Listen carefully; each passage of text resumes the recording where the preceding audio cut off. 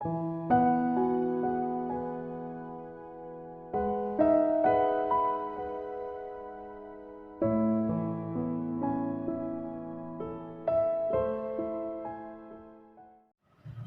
Bapak Ibu yang dikasihi oleh Tuhan, selamat pagi.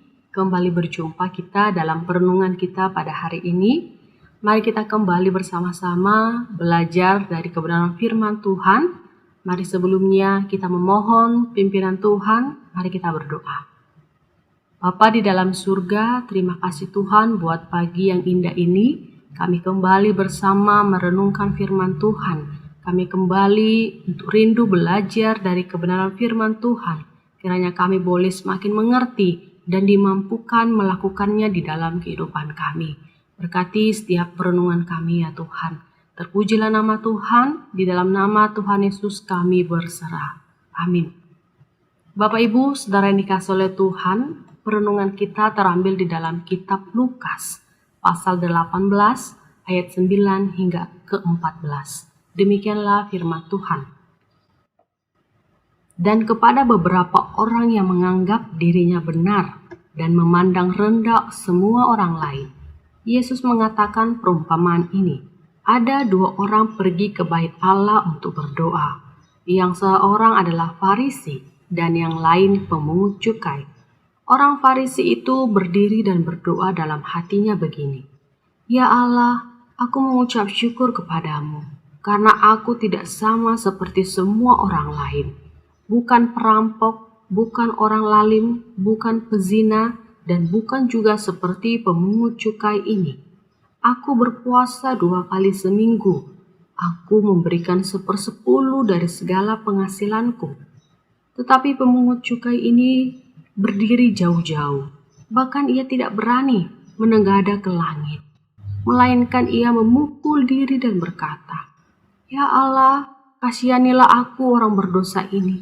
Aku berkata kepadamu, orang ini pulang ke rumahnya sebagai orang yang dibenarkan Allah, dan kepada orang lain itu tidak.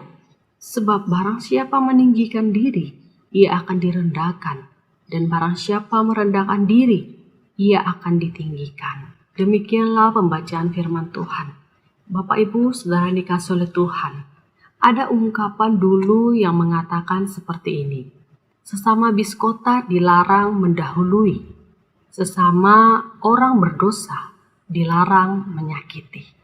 Dari ungkapan ini kita mengerti untuk menyadari diri kita masing-masing.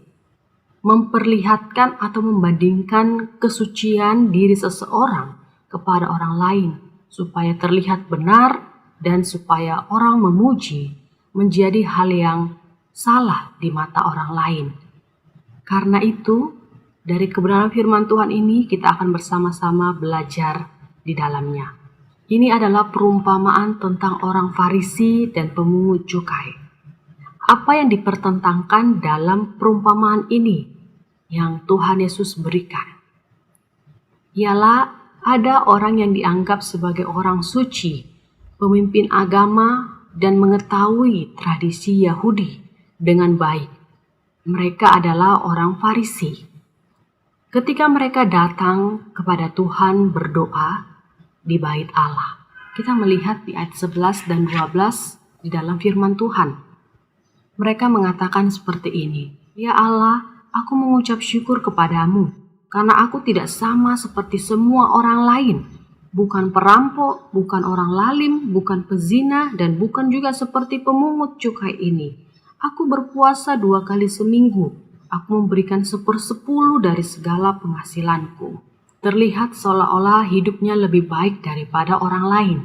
Sementara satu orang lain, yaitu pemungut cukai, dia berdiri jauh-jauh dari bait Allah. Dia tidak berani dekat dan menyadari dirinya yang berdosa, sama seperti yang dianggap oleh kebanyakan orang Yahudi yang tidak dipandang baik dalam pekerjaannya juga.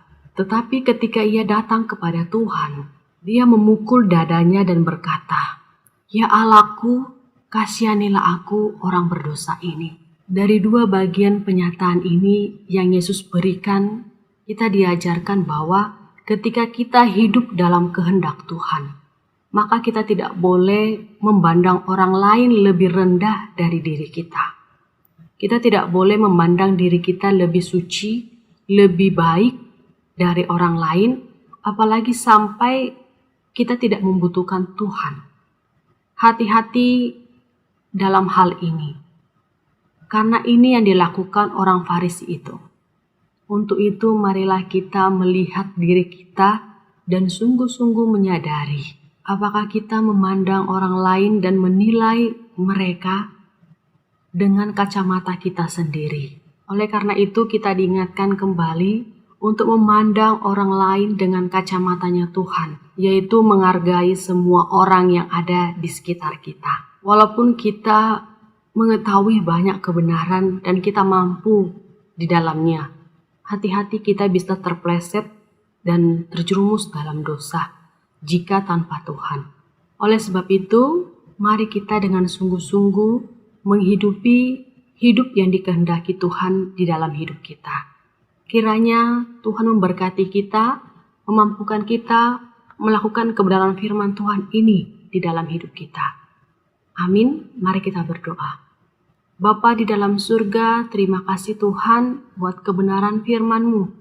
Kembali mengingatkan kami, menyadari diri kami siapakah kami di hadapan Tuhan. Ampuni setiap kami jika kami ada kesombongan yang masih ada di dalam diri kami. Kiranya Tuhan menyadarkan diri kami.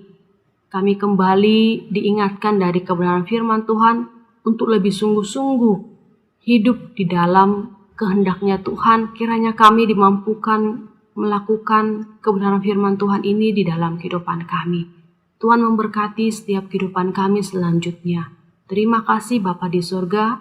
Ini doa kami berserah di dalam nama Tuhan Yesus kami berdoa. Amin.